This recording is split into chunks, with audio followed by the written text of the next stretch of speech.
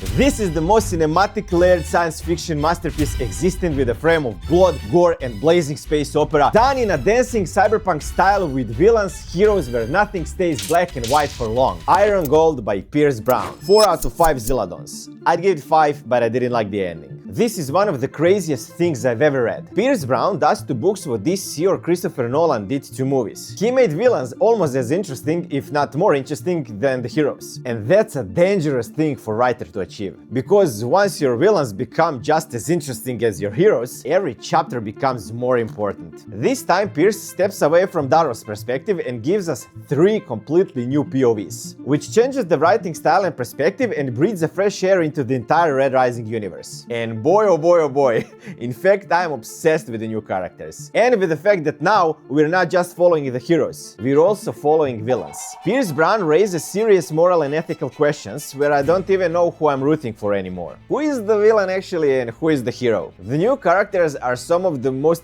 interesting characters I've ever read. And Pierce Brown does something incredibly risky here. I mean, I've read books with villains, coward and selfish people before, but what I haven't read is a book where those people are actually the ones holding the camera. Pierce Brown gives narrative control to people who are weak, dangerous, frustrate you and make bad decisions. And somehow it works. I would recommend this book to anyone who enjoys following the stories of villains. Pierce Brown is a master of creating science fiction with a dangerous dose of characters who possess the traits of real living people. Not everyone in real life is brave, strong and honest, right? And that's what makes Pierce's books so addictive. A very good dose of fictional fantasy mixed with how people would behave if this were the real world. And that's actually what I'm convinced Pierce does. I think he puts real authentic living elements of his own life into this story. And that's why this book feels so tangible, alive and real. And don't get me even started on poetry and the writing style. Brown is probably the most eloquent writer ever. His vocabulary is enormous. Descriptions of the planets and the world building. When Pierce describes a planet, the line whether he's describing a woman or a planet start to disappear. Or perhaps with a deliberate pen he's intentionally describing a woman as a planet